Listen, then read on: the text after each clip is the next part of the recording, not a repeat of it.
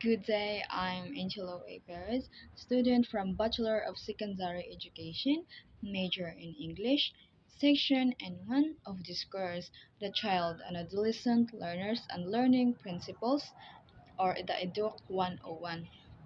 And I'm here today to discuss about The Motivation by Dale H. Shank.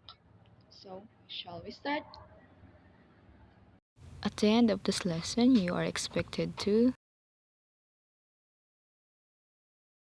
first, briefly discuss some important historical theories of motivation, drive, conditioning, cognitive consistency, and humanities. Second, explain the major features in a current model of achievement motivation. Third, explain how the social cognitive processes of goals and expectations can be formed and interact to affect motivation. Fourth, distinguish between learning process and performance, product, goals, and explain how they can influence motivation and learning. Fifth, explain the potential effects of perceived control on learning, behavior, and emotions. Sixth, define self-concept and explain the major factors that affect its development. And lastly, discuss educational applications involving achievement motivation, attributions, and goal orientations.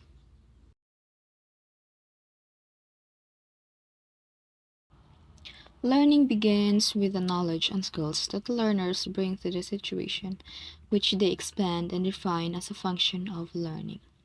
Learning involves the use of cognitive strategies and processes such as attention, perception, rehearsal, organization, elaboration, storage, and retrieval.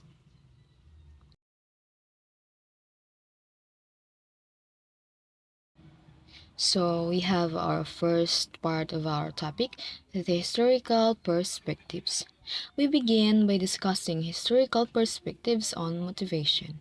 Whereas some variables included in historical theories are not relevant to current theories, historical views help set the stage for current cognitive theories, and several historical ideas have contemporary relevance. Some early views reflected the idea that motivation results primarily from instincts.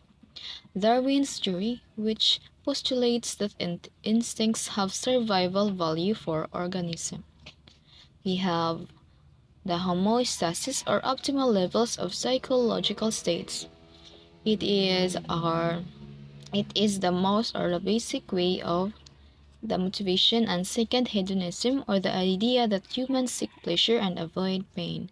So hedonism believes that it is our idea that humans seek pleasure and avoid pain. So we seek pleasure over pain, in everything that we do. We seek pleasure and we avoid pain. And although each of these views may explain some instances of human motivation, they are inadequate to account for a wide range of motivated activities, especially those occur during learning. Even though it has this belief of motivation, but still it cannot guarantee or give the exact explanation about motivation, especially to those children who engage and especially in learning, if starting to school, and some of the is occur and will help other people to understand what is motivation.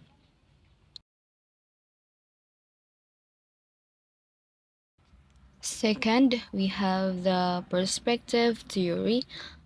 First, the theory. Originated as a physiological theory, eventually it was broadened to include physiological needs.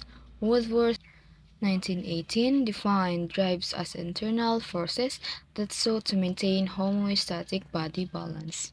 Hall 1943 broadened the drive concept by postulating that physiological deficits were primary needs that instigated drives to reduce the needs.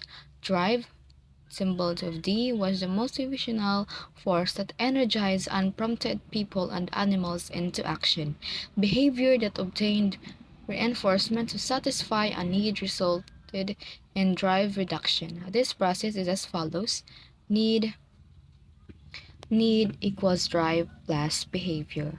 So this topic is that drive believed by Woodworth in 1918 as internal forces that maintain our action, that forces us to move or to act in that way or that situation. And Hall also believes that a drive is the way that we act and help us to help us to begin more and do some action of that certain situation, especially in some experiences or some situation that we need to move into action and others in other situations. Second is the conditioning theory. In the classical conditioning model, the motivational properties of an unconditioned stimulus or the UCS are transmitted to the conditioned stimulus CS through repeated pairings. Conditioning occurs when the CS elicits and condition response in the absence of the UCS. This is a passive view of motivation because it postulates that once conditioning occurs, the CR is elicited when the CS is presented. And operant conditioning motivated behavior is an increased rate of responding or a greater likelihood that a response will occur in the presence of a stimulus. So conditioning theory is a process and in which we've seen that it has the function of our condition or our action in that certain situation, and it is the process of our body that we move or and its stimulus. Unconditional stimulus are transmitted to the conditioned stimulus through repeated pairings. And yes, it's the process, and it's the function of some situation and behaviors. Second part is the cognitive consistency theory. Cognitive consistency theory assumes that motivation results from interactions of cognitions and behaviors. This theory is homostatic because it predicts that action occurs among elements. The problem needs to be resolved by making cognitions and behaviors consistent with one another. Two permanent perspectives are balance theory and balance theory by Heather 1946 postulated that individuals have a tendency to cognitive balance relations among persons, situations, and events. The basic situation involves three elements and relations can be positive or negative. So cognition consistency is that it is homostatic and it involves our behavior and the way we think and the interaction of other people. This theory is homostatic because it predicts that when tension occurs among elements, the problems need to be resolved by making cognitions and behaviors consistent with one another. So cognitive consistency is the result of the action that we do, and it is our ability to think and to respond to that certain situation. So balance theory has its three elements, so let's find out. Cognitive dissonance by Festinger in 1957 formulated a theory of cognitive dissonance which postulates that individuals' attempts to maintain consistent relations among their beliefs, attitudes, opinions, and behavior. Dissonance is tension with drive-like properties leading to reduction. Dissonance should increase as the discrepancy between cognitions increases. Third part is the humanistic theory. Humanistic theory as applied to learning is largely constructivist in chapter 6 and emphasizes cognitive and affective processes. It addresses people's capabilities and potentialities as they make choices and seek control over their lives. Humanistic theories make certain assumptions by Shank and others 2018. One is that the study of persons is holistic. To understand people, we may study their behaviors, thoughts, and feelings by Winner in 1992. Humanists emphasize individual self awareness. A second assumption is that human choices, creativity, and self actualization are important areas to study by Winner in 1992. To understand people, researchers should not study animals but rather people who are psychologically functioning and attempting to be creative. So, let's explore what is humanistic theory is. First is the Hierarchy of Needs by Maslow in 1968 to 1970. He believed that human actions are unified by being directed toward goal attainment. Maslow 1968 to 1970 believed that human actions are unified by being directed toward goal attainment. He organized away from lowest to highest point of needs. So he organized our essentials, the essentials of the human and the needs on everyday life, especially the unnecessary and the most necessary needs of a human.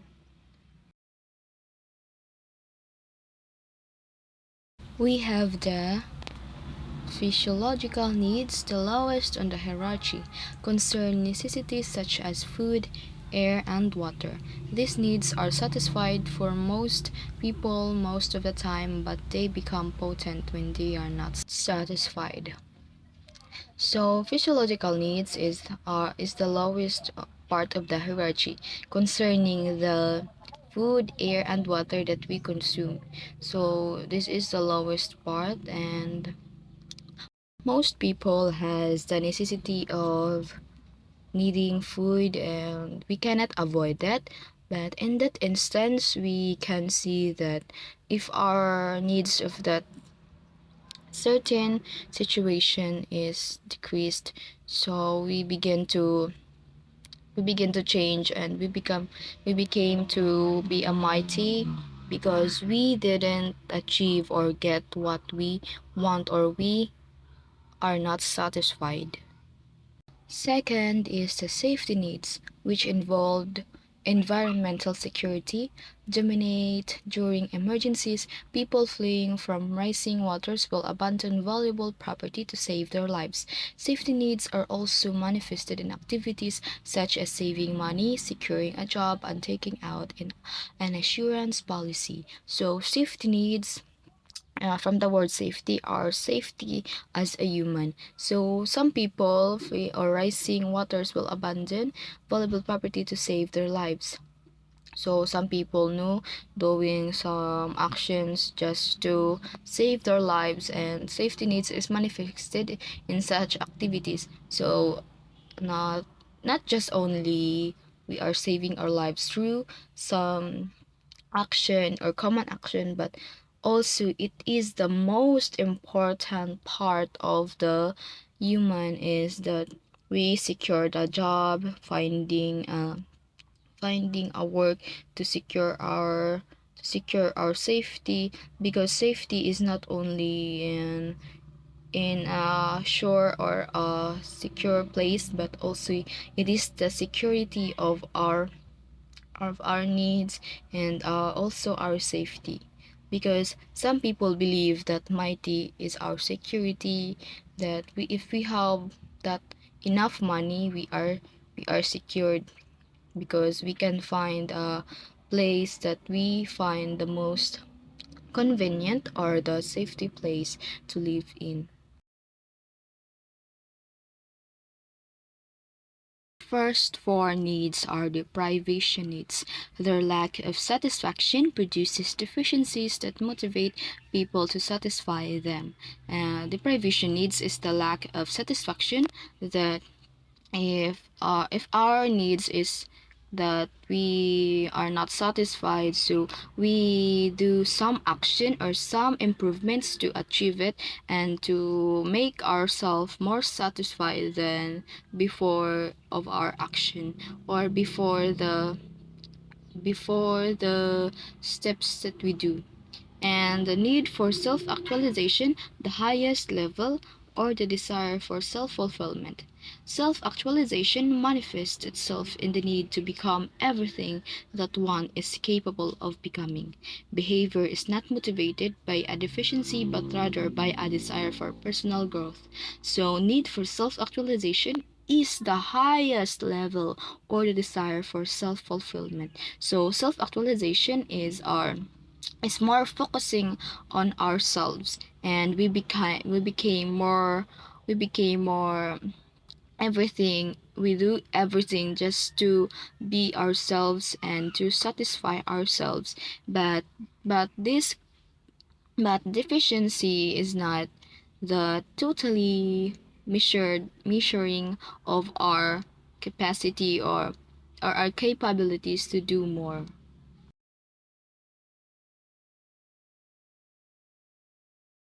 Maslow's hierarchy is a useful general guide for understanding behavior.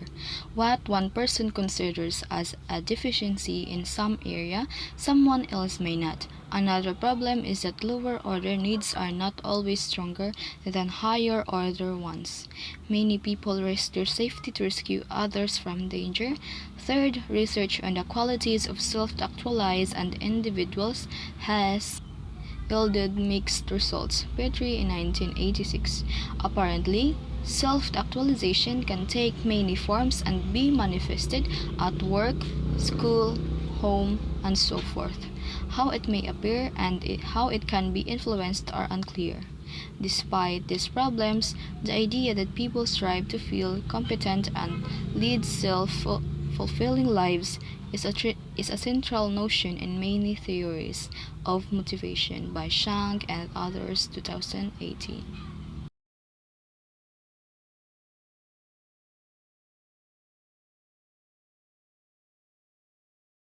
So let's move on to actualizing tendency, process that is motivational and presumably innate. By Rogers in 1963, Rogers considered this motive the only fundamental one from which all others, hunger, thirst, derive. The actualizing tendency is oriented toward personal growth, autonomy, and freedom from control by external forces. First is the positive self-regard or positive regard that derives from self-experiences. By Rogers, 1959, positive self-regard develops when people experience positive regard from others, which creates a positive attitude toward oneself. So, actualizing tendency is the process that is motivational and presumably innate. So, it is the process or it came from ourselves, the innate from the of that person. Positive self-regard or the positive regard divides from the self-experience. So our experiences is that it made us more positive to some situations that we may encounter or encounter soon, and it is also regard from others which creates a positive attitude toward oneself, so it can influence other people to become more positive in some situations that we may encounter.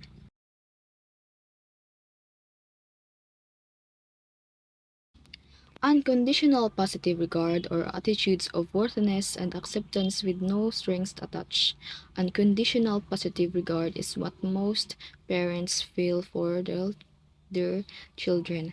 Problems occur when people experience conditional regard or regard contingent on certain actions. People act in accordance with these conditions of worth when they seek or avoid experiences that they believed are more or less worthy of regard.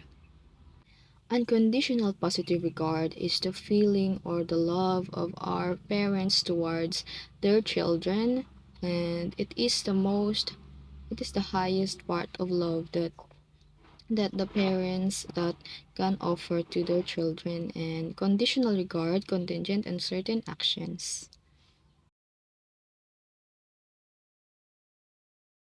Rogers and Education, Rogers in 1969, Rogers and Freeburg in 1994, discussed education in his book Freedom to Learn. Meaningful experimental learning has relevance to the whole person, has personal involvement, involves learners' cognitions and feelings, is self-finite, impetus for learning comes from within, is pervasive, affect learners' behavior toward attitudes and personality, and is evaluated by the learner according to whether it's meeting needs or leading to goals. Contrast with meaningless learning, which does not lead to learners being invested in their learning, is initiated by others, does not affect diverse aspects of learners, and is not evaluated by learning according to whether it's satisfying their need.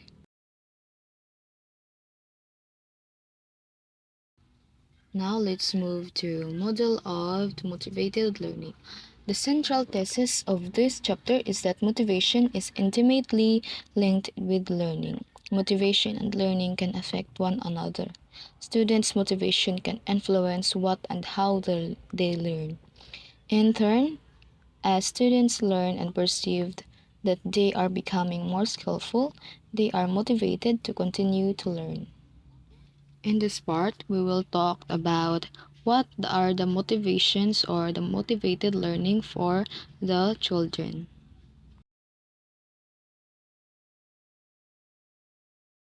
First is the pre-task.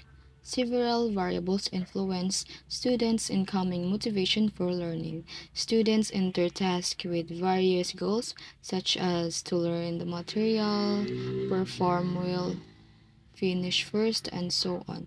Not all goals are academic. So in the pre-task, you are given a task to the students by without it is the introduction or the first task that they need to do. Second is during task, instructional, contextual, social, and environmental. And personal variables come into play during learning. Instructional variables include teachers, forms of feedback, and material and equipment. Contextual variables include social and environmental resources. Personal variables include those associated with learning, such as knowledge construction and skill acquisition, self-regulation, variables, and motivational indexes. And during task, it is instructional, and it is the ongoing process of learning of the children, and it involves all the motivations that a teacher or other personnel needed to do to assist the children.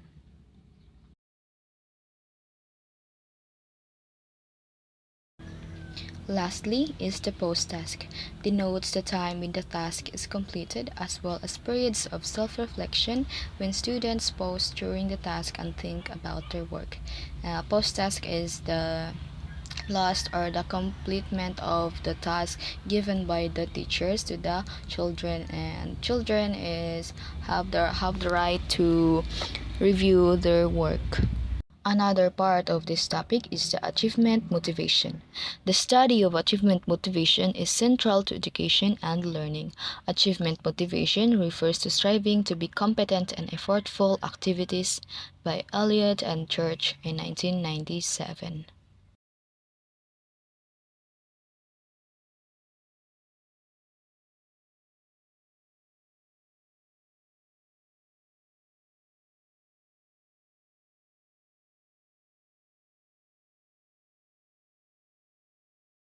Expectancy Value Theory by John Atkinson in 1957, Atkinson and Birch 1978, Atkinson and Feather 1966, Atkinson and Rayner 1974 to 1978, developed an expectancy value theory of achievement Motivation.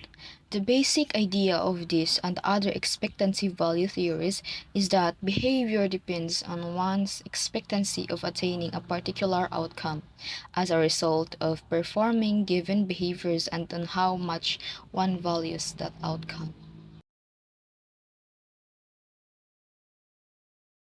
Atkinson postulated that achievement behaviors represent a conflict between approach, hope for success, and avoidance, fear of failure, tendencies, achievement actions carry with them, and the possibilities of success and failure. Atkinson believed that achievement motivation is a stable disposition or characteristic trait of the individual success. In similar fashion, the tendency to avoid failure TAF is a multiplicative function of the motive to avoid failure MAF, the probability of failure FPF, and the inverse of the incentive value of failure IF.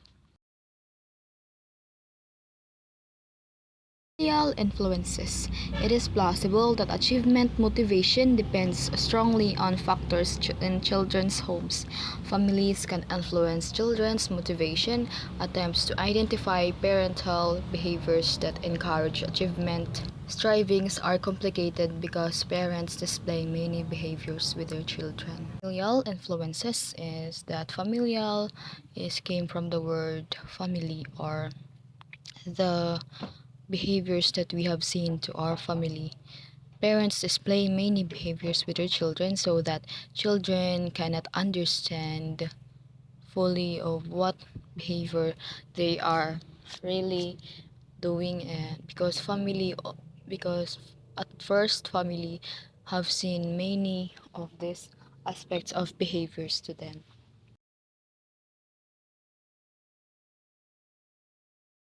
Contemporary model of achievement motivation. The classical view of achievement motivation contrasts sharply with theories that stress needs derives under enforcers. Atkinson and others moved the field of motivation away from a simple stimulus response perspective to a more complex cognitive model. Self concepts of abilities are students' perceptions of their ability or competence in different domains. These perceptions are task specific and vary greatly by domain.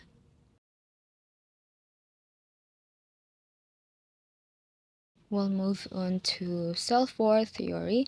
Atkinson's theory predicts that achievement behavior results from an emotional between hope for success and fear of failure. This notion is intuitively appealing. Thinking about beginning a new job or taking a difficult course produces anticipated satisfaction from being successful as well as anxiety over the possibility. This theory assumes that success is valued and that failure, or the belief that one has failed, should be avoided because it implies low ability. Fourth theory refines this idea by combining the emotions with cognitions. So, self-worth theory is the refer to ourselves that we think or might think the future or the possibility of our action taking or ano, giving a risk of what we are doing and thinking the possible achievements that we may achieve or we may get after that certain or exact action. And for an example is finding a job and in this situation entering your course and thinking that you can achieve or you can get what you want to achieve that course you are in.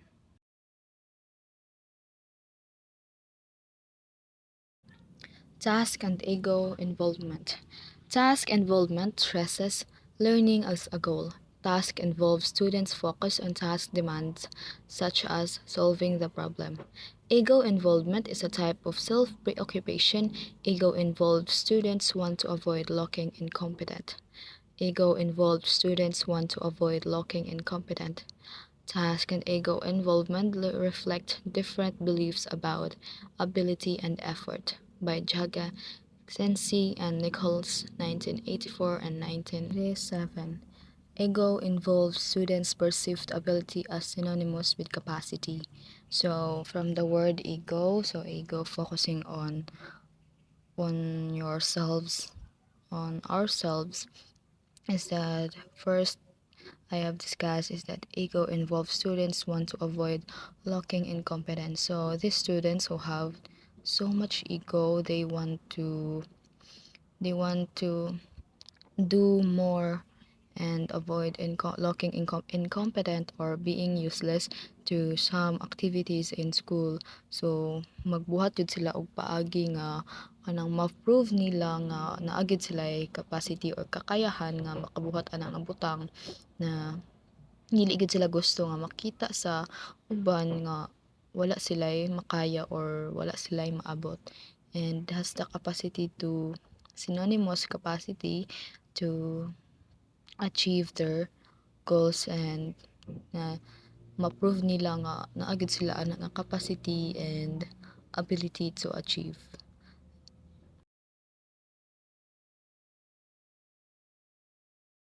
Attribution theory. Attribution theory explains how people view the causes of their behaviors and those of others. By Weiner, 1985, 1992, 2000 to 2004. Assumes that people are inclined to seek information to form attributions. The process of assigning causes is presumably governed by rules, and much attributional research has addressed how rules are used. Attributions are perceived causes of outcomes.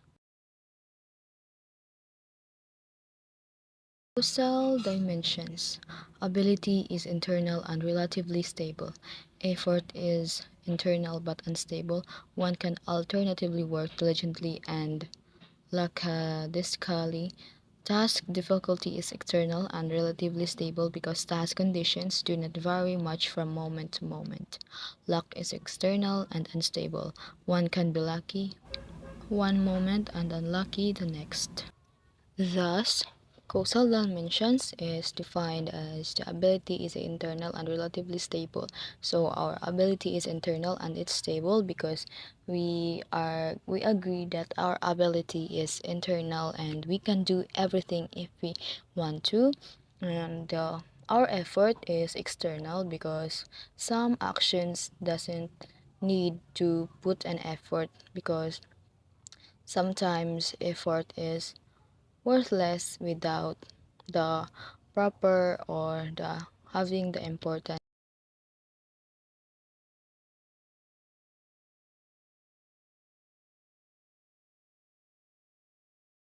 Locus of control.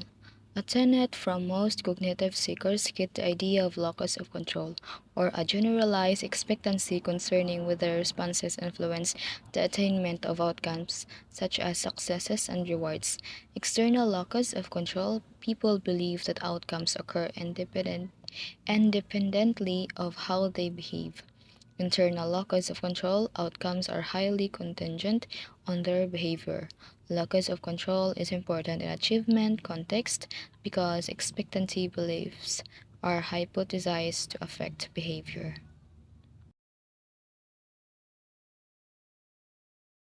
Naive analysis of action. The origin of attribution theory generally is ascribed to Heder 1958, who referred to this theory as a naive analysis of action. Hether's theory examines the ordinary people believe are the causes of important events in their lives. Naive means that the average individual is unaware of the objective determinants of behavior.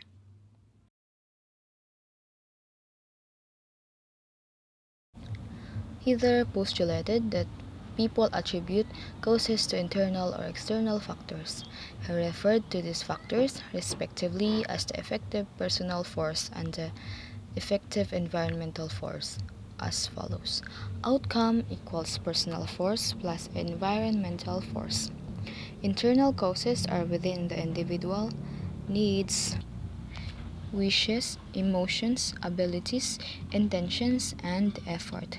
The personal force is allocated to two factors, power and motivation. Power refers to abilities and motivation, trying to intention and exertion. Outcome is equals trying power plus environment.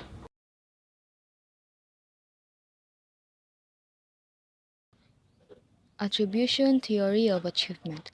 In achievement settings, the search for causes elicits the following types of questions. Why did I do well poorly on my social studies test? And why did I get an A T in biology? Casual factors, guided by Heather's work, Winner et al. 1971 postulated that students attribute their academic successes and failures largely to ability, effort, task difficulty, and luck. Winner et al. 1971 did not imply that ability, effort, task, difficulty, and luck are the only attributions students used to explain their successes and failures, but rather that they are commonly given by students as causes of achievement outcomes.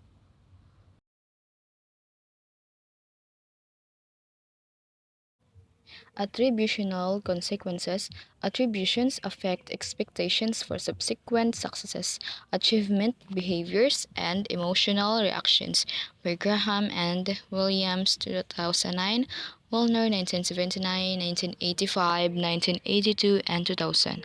The stability dimensions is thought to influence expectancy of success. The locus dimensions is hypothesized to influence affective reactions. The controllability dimensions as diverse effects. Weiner, 1979.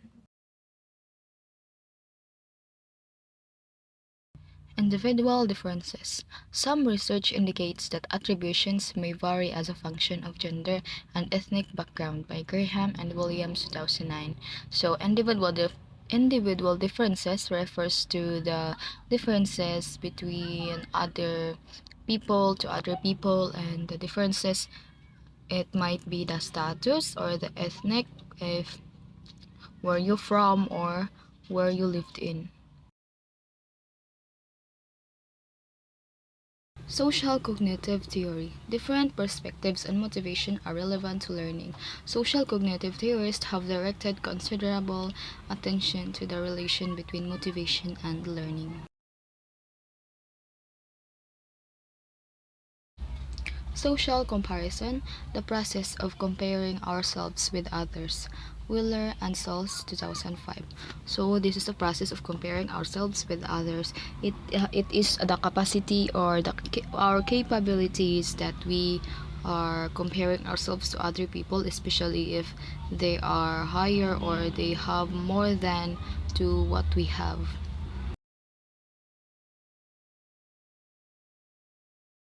Goal theory. Goal theory represents a relatively new conception of human motivation, although it incorporates many variables hypothesized to be important by other theories, Shank and other in 2008. Goal theory is the theory about goals, and we know that goal is our target or the main focusing point of our achievements.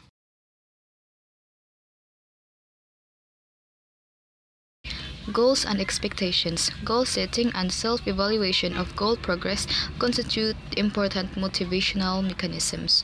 When we do some actions, when we do our or we get our goals, we have our expectations, many expectations to that action that we do.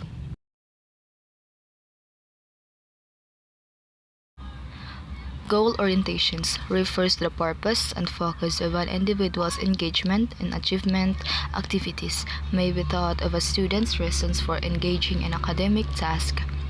So goal orientations is referring to that you are focusing to your goal.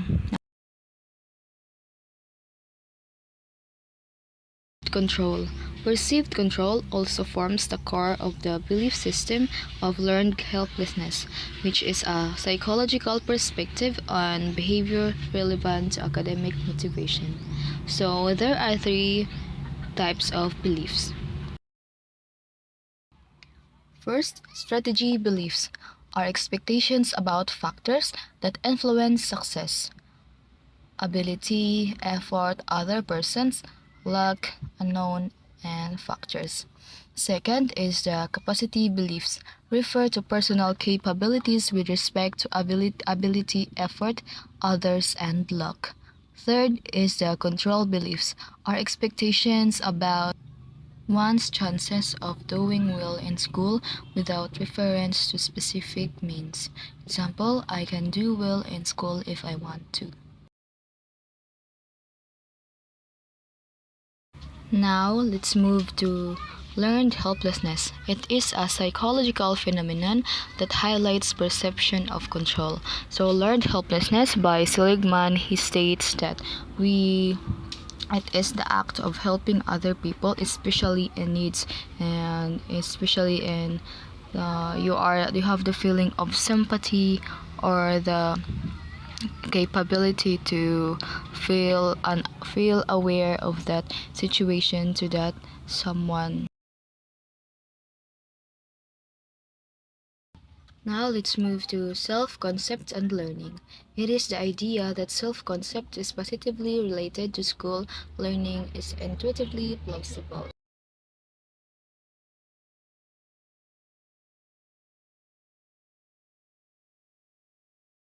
Now we are in intrinsic motivation. It refers to a desire to engage in an activity for no obvious reward except task engagement. And it is your willingness to join or have engagement toward other people or making a socialization to them. It has no reward, but it's just your achievement of that day or just achievement or achieving other goals of yours. Over justification and reward. Lipper and Hodel in 1989 hypothesized that there are four sources of intrinsic motivation, and these are challenge, curiosity, control, and fantasy. In doing some task, teachers give a reward to the students for their efforts and hard works. So that is the meaning of reward.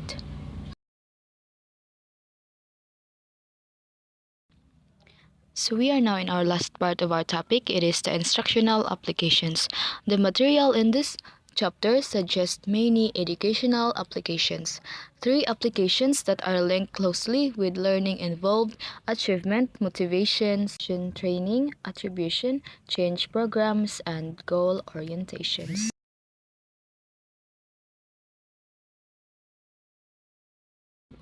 First, we have the achievement and motivation training. It is aims to help students develop thoughts and behaviors typical of learners high in achievement motivation. And as we have the attribution change programs, attempt to enhance motivation by altering students' attributions for success and failures. It is the way or giving chances to students, giving their chances of achieving their work.